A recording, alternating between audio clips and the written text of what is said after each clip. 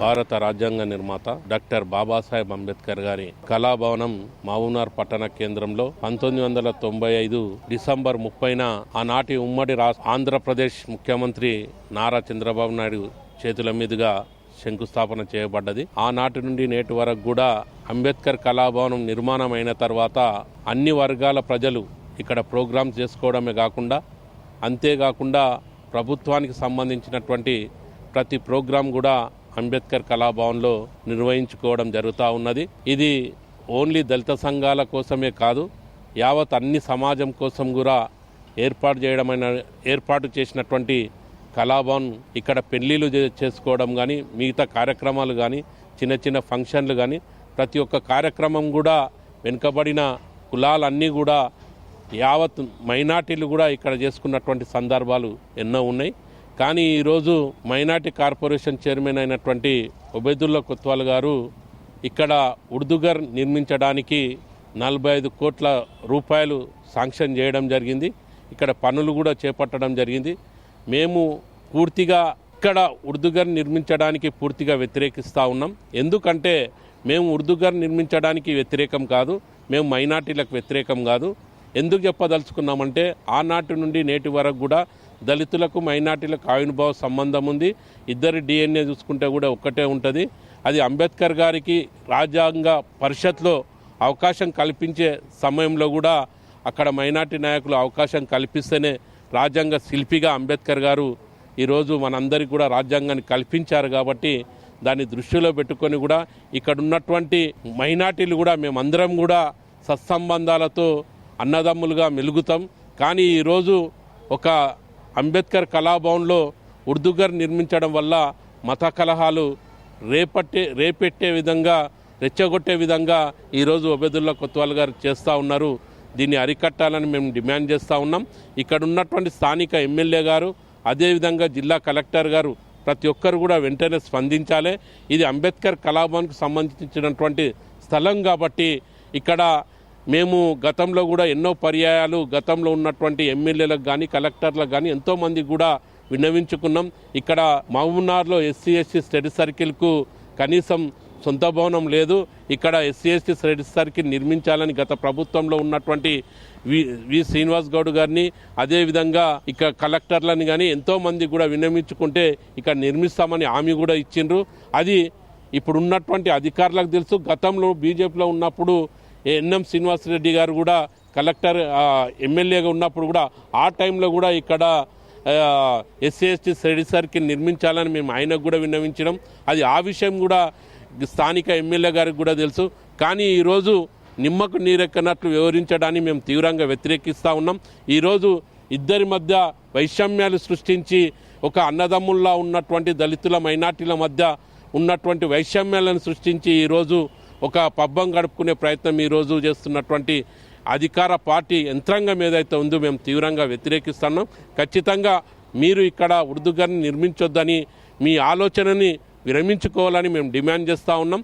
మేము ఉర్దూఘర్కు మాత్రం వ్యతిరేకం కాదని స్పష్టంగా చెప్పదలుచుకున్నాం. ఎందుకంటే మైనార్టీ సోదరులు కూడా మాకు సోదరులే, వాళ్ళ డెవలప్మెంట్ కోసం మేము అడ్డంకిగా మారుతున్నామనే ఆలోచన వాళ్ళకు ఉండొచ్చు. అది మాత్రం అసత్యం. ఇక్కడ ఎన్నో స్థలాలు, మహబూబ్నగర్లో చాలా స్థలాలు ఉన్నాయి. అక్కడ పెద్ద ఎత్తున కూడా, ఇంతకన్నా ఎక్కువ పెద్ద ఎత్తున కూడా నిర్మాణం చేసుకోవచ్చు. అంతేకాకుండా పూర్తి స్థాయిలో ఇక్కడ కనీసం రోడ్డు వసతి కూడా లేదు. కనీసం రోడ్డు ఇక్కడ ఉర్దూఘర్ నిర్మిస్తే కనీసం వాళ్ళకి దారి కూడా లేదు. కనీసం ఆ దారి కూడా లేని స్థలంలో గతంలో ఇక్కడ ఆదిగబర్ పెట్రోల్ బంక్కి వెళ్ళి వాళ్ళు వెళ్తూ ఉండ్రి, అది కూడా క్లోజ్ చేసిండ్రు, వాళ్ళు ఆక్రమించిండ్రు. కానీ ఇక్కడ ఉన్నటువంటి అధికారులు కనీసం ఎవరెవరు ఆక్రమణకు గురి అవుతుంది, ఏ స్థలాలు ఆక్రమణకు గురవుతున్నాయి దాన్ని పట్టించుకోకుండా ఏదో అంబేద్కర్ కళాభవన్ కోసం ఉన్నటువంటి స్థలాన్ని ఈరోజు ఉర్దూఘర్ కోసం ఏర్పాటు చేసి దళితుల మధ్య, మైనార్టీల మధ్య చిచ్చుపెట్టే ప్రయత్నం చేస్తూ ఉన్నారు. ఇది విరమించుకోవాలని మేము డిమాండ్ చేస్తూ ఉన్నాం. లేని పక్షంగా ఖచ్చితంగా అన్ని దళిత సంఘాల ఆధ్వర్యంలో ఎల్లుండి నుండి ఇదే అంబేద్కర్ కళాభవన్ ముందు రిలే నిరాహార దీక్షలు, ధర్నాలు, రస్తారోకాలు చేస్తామని, ఖచ్చితంగా ప్రభుత్వం దిగివచ్చే విధంగా మేము కృషి చేస్తామని, ఖచ్చితంగా అంబేద్కర్ కళాభవన్ని కాపాడుకునే దిశగా మా అడుగులు ఉంటాయని ఖచ్చితంగా చెప్పదలుచుకున్నాం. ఖచ్చితంగా ఏదైతే మీ ఆలోచన ఉందో వెంటనే విరమించుకొని ఈ వైషమ్యాలని సృష్టించకముందే సామరస్యంగా ఈ సమస్యను పరిష్కరించాలని ప్రభుత్వ యంత్రాంగాన్ని మేము డిమాండ్ చేస్తాం. జై భీమ్, జై మల్ల. నా పేరు సిరిసనొల్ల బాలరాజ్ మాదిగ. టీఎంఆర్పిఎస్ రాష్ట్ర అధ్యక్షునిగా ఇటికరాజు మాదిగ నాయకత్వంలో పనిచేయడం జరుగుతుంది. మరి ఈరోజు గత 2-3 నెలల నుంచి ఇక్కడ కొన్ని అంటే దుష్ట శక్తులు అనవచ్చు, మరి మత విభేదాలు సృష్టించి రాజకీయ పార్టీల ఉనికి కాపాడుకోవడానికే ఈ ఉర్దూగార్ అనే నినాదం లేవనెత్తిర్రు. మరి ఇక్కడ బాబాసాహెబ్ అంబేద్కర్ గారు రచించిన రాజ్యాంగం అందరు గౌరవిస్తున్నారు, కానీ దాని ఆచరణలో ఏ విధంగా ముందుకు తీసుకెళ్లాలనే అంశం మీద అందరికీ చిత్తశుద్ధి లేదని మా వ్యక్తిత్వం ఆవేదన వ్యక్తం చేస్తున్నాను. మరి ఈరోజు అంబేద్కర్ కళాభవన్లో ఉన్నటువంటి ఇష్యూ ఉర్దూగార్. మరి ఉర్దూగార్ అంటే ఒక మతమైన ముస్లింలకు సంబంధించిన ఓ వ్యక్తిగతమైన బిల్డింగు. మరి ఇది అంబేద్కర్ కళాభవన్ అంటే ఎస్సీ ఎస్టీ బీసీ మైనార్టీలందరికీ మరి రేపు ఏదన్నా పెళ్ళిళ్ళు కానీ పేరంటాలు కానీ లేకుంటే విద్య పట్ల ఏదన్నా అవగాహన సదస్సులు కానీ నిరంతరం ఏదో ఒక దానికి ఉపయోగపడే అందరికీ అందుబాటులో ఉండే ఈ అంబేద్కర్ కళాభవన్ని మరి ఈ దుష్టశక్తులు కన్నుబడి ఈ ఉర్దూగార్ అనే నెపంతోన మతోన్నత పార్టీలు దానికి ఒత్తాస పలుకుతూ ఉర్దూగార్ అని లేవనెత్తడం జరిగింది. మరి దీన్ని ఎట్టి పరిస్థితుల్లో టీఎంఆర్పిఎస్ ఆధ్వర్యంలో ఖచ్చితంగా మరి భవిష్యత్ కార్యాచరణకు పిలుపునివ్వడం జరిగింది. నిన్న ఏదైతే అన్ని సంఘాలు కూడగట్టుకొని ఎస్సీ ఎస్టీ బీసీ మైనార్టీ సంఘాలన్నీ కూడగట్టుకొని ఒక కమిటీ వేసుకోవడం జరిగింది. ఆ కమిటీ భవిష్యత్ కార్యాచరణ కూడా దాన్ని ఈరోజు ప్రకటించడం జరుగుతుంది. మరి ఈ ఉర్దూగార్ అనే నినాదం స్థానిక ఎమ్మెల్యే గారు గత 2-3 రోజుల నుంచి మేము లెటర్ ప్యాడ్ల ద్వారా మా వాయిస్ తీసుకెళ్తున్నాం.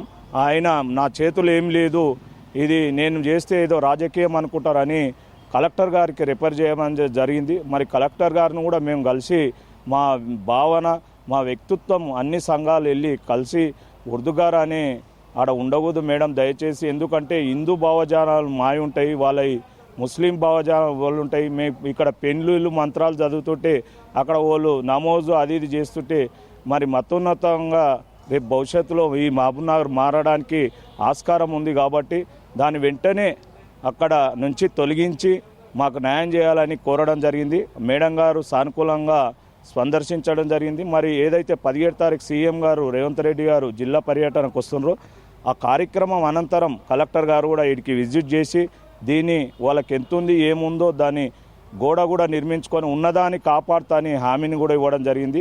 మరి హామీ కాకుండా మేడం దయచేసి అక్కడ నిర్మించవుదని మా వాయిస్ కూడా గట్టిగా వినిపించడం జరిగింది. జై మాదిగ, జై జై. నా పేరు బోయపల్లి నరసింహ మాదిగ. మహబూబ్నగర్ జిల్లా కేంద్రంలోని అంబేద్కర్ కళాభవనం రక్షణ పోరాట సమితి జేసీ చైర్మన్గా నిన్ననే ఎన్నికైనాను. 1994లో ఒక గిరిజనుడు చనిపోతే అచ్చంపేటలో అతని కేసు విషయంలో జాతీయ కమిషన్ అయిన యాదయ్య గారు మామ్నార్ రావడం జరిగింది. మామ్నార్ వచ్చి మామ్నార్ కలెక్టర్ ఆఫీస్లో దళిత సంఘాలను గిరిజన సంఘాల నాయకులను అందరినీ పిలిపించి ఈ వ్యక్తి ఏ విధంగా చనిపోయాడని చెప్పి దాని మీద చర్చ చేసి మమ్మల్ని అందరిని తీసుకుపోయి అచ్చంపేట పరిసరాల ప్రాంతాల్లో చనిపోయిన వ్యక్తికి కారణం చేపించిండు. ఆ చేసిన తర్వాత మళ్ళీ మేమందరం కలిసి మామ్నార్ రావడం జరిగింది. అప్పుడున్న కలెక్టర్ గారు రేమండ్ పీటర్ గారు ఈ దళితులకు ఎలాంటి వసతులు లేవు, వాళ్ళకి ఎలాంటి సమావేశాలు సభలు ఏర్పాటు చేసుకోవడానికి వాళ్ళ పెళ్లిళ్ళు చేసుకోవడానికి కూడా ఇంత పెద్ద జిల్లాలో ఎలాంటి భవనాలు లేవు. కాబట్టి వీళ్ళకు ఒక భవనం ఏర్పాటు చేయడానికి దాదాపు 3 ఎకరాల భూమిని కేటాయించాలని చెప్పి ఆయన కోరడం జరిగింది. ఆయన కోరడం వలన స్పందించిన రేమండ్ పీటర్ గారు ఓ 4-5 ప్లేసులు చూసిండు. ఆ 4-5 ప్లేసులు చూసి ఈడ ఉంది, ఇక్కడ ఉంది, అక్కడ ఉంది అని చెప్పి కలెక్టర్ మా దళిత సంఘ నాయకులకు అందరికీ చెప్పడం వల్ల అందులో మా సీనియరు దళిత నాయకుడు అయిన 25 ఏళ్ళు కౌన్సిలర్గా పనిచేసిన పాతపాలమూరుకు చెందిన బాలనాగయ్య గారు ఆబ్జెక్షన్ చేస్తూ ఇరిగేషన్ ఆఫీస్లో 3 ఎకరాల భూమి ఆల్రెడీ అసైన్మెంట్ భూమి ఉంది, ఇక్కడనే మీరు ఏర్పాటు చేయాలి, ఇది నేను నక్షతో సహా నేను తీస్తా అని చెప్పి ఆయన ఒక అర్ధ గంటలో ఆయన ఇంటికి వెళ్ళిపోయి ఆ నక్షను తీసుకొచ్చి ఈ భూమి గవర్నమెంట్దని ఇది ఇరిగేషన్కి సంబంధం లేదని తెలియజేసి అప్పుడప్పుడే స్పందించిన రేమండ్ పీటర్ గారు అప్పుడు మాకు అలాట్మెంట్ చేయడం జరిగింది.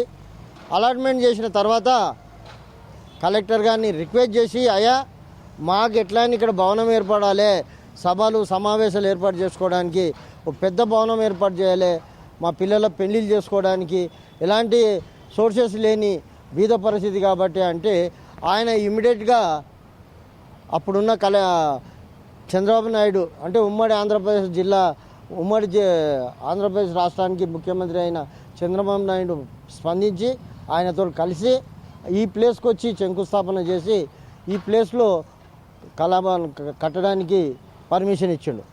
ఆ తర్వాత 1995లో ఇనాగ్రేషన్ అయింది.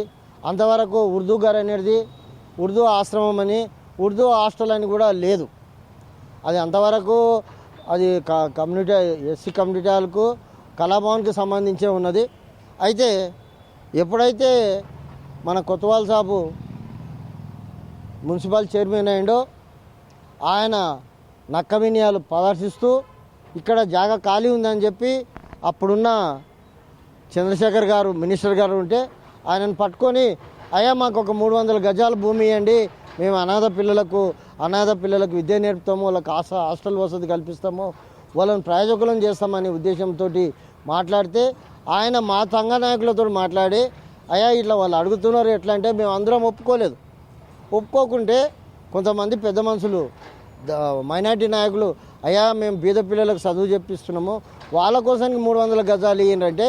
ఆ రోజు అప్పుడున్న మా పెద్ద మనుషులు అందరూ కలిసి సరే 300 గజాలు కాదు ఏదో ఒక పక్కకు ఉండండి అని చెప్పి అక్కడ 300 గజాలు ఇవ్వడం జరిగింది. ఆ 300 గజాలను ఓ చిన్న షెడ్ వేసి ఆ షెడ్డులో వాళ్ళు స్కూల్ పెట్టిండ్రు, అనాథ పిల్లలను పెట్టిండ్రు. ఆ కొన్ని దినాలు నడిచిన తర్వాత అది మూతపడ్డ తర్వాత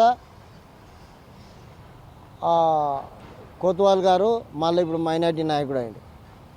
మైనార్టీ నాయకుడు అయిన తర్వాత వాళ్ళ కార్పొరేషన్ నుండి 45 కోట్ల రూపాయలు ఈ బిల్డింగ్ కోసానికి శాంక్షన్ చేయించుకొని ఇప్పుడు ఇక్కడ దౌర్జన్యంగా 300 గజాలని ఇలా 1000 గజాలకు చేసుకొని మమ్మల్ని సతాయిస్తున్నాడు, మా ఆఫీసర్లను బెదిరిస్తున్నాడు, ఆయన ఇష్టం వచ్చినట్లా చేస్తున్నాడు. దానికి లోబడి ముస్లింలకు భయపడి ఇక్కడ ఉన్న స్థానిక ఎమ్మెల్యే కూడా మాట ఎత్తలేని పరిస్థితి. ఎందుకంటే ఆయన ఎమ్మెల్యే స్థాయిలో లేడు. ఎందుకంటే నేను గెలుస్తానే ఆలోచన ఆయనకు లేదు కాబట్టి ఆయన ముస్లింలకు భయపడి ఈ విషయంలో ఇన్వాల్వ్ అవుతలేడు కాబట్టి దీన్ని ఏ విధంగా ఛేదించాలనే ఉద్దేశంతో నిన్న చాలామంది జమ అయ్యి మొత్తం మా కార్యకర్తలు అన్ని కులాలకు సంబంధించి ఒక జమ అయ్యి మాట్లాడడం జరిగింది. వాస్తవంగా ఫక్రుద్దీన్ అలీ అహ్మద్ గారు 1975లో ఇక్కడ వక్ఫ్ బోర్డులో ఇక్కడ సర్కస్ గ్రౌండ్లో ఒక మీటింగ్ ఏర్పాటు చేసి అయ్యా ఇదంతా గవర్నమెంట్ భూమి, ఇదంతా మాకు రాసి అంటే 20 ఎకరాల భూమి ఫక్రుద్దీన్ అలీ అహ్మద్ గారు రాసిచ్చిపోయినరు అది వక్ఫ్ బోర్డుకు. అదేవిధంగా హాస్పిటల్ అంచున 15 ఎకరాల భూమి, ఇక్కడ వానగుట్టలో 350 ఎకరాల భూమి, ఇంత భూమి కూడా ఇక్కడ పెట్టి కూడా వాళ్ళు కావాలని కక్ష సాధింపుగా మామిన దళితులను ఏ విధంగా తొక్కాలని మైనార్టీ నాయకుడు ఓబెదుల్లా కొత్తవాల్ గారు ఇవన్నీ చేస్తున్నారు. వాళ్ళు కట్టుకుంటుంటే మాకు అభ్యంతరం లేదు, కానీ ఈ ప్లేస్ ఇవ్వాలని మేము చెప్తున్నాము. ఎందుకంటే వాళ్ళకు లక్షల ఎకరాల భూములు ఉన్నాయి, లక్షల ఆస్తులు ఉన్నాయి, వాళ్ళు ఆస్తులు కట్టుకోవాలి, మా దాంట్లో కట్టుకోకూడదు, మాకున్నది ఇది ఒక్కటే ప్లేసు అనే ఉద్దేశంతో నిన్న మేము కలెక్టర్ గారిని కలిసాము. ఆమె కూడా దీనిపై స్పందించి నేను ఈ సీఎం ప్రోగ్రాం అయిన తర్వాత నేను వచ్చి మొత్తం దాన్ని సర్వే చేయించి మా సైడ్ గోడ కట్టిస్తానని చెప్పింది.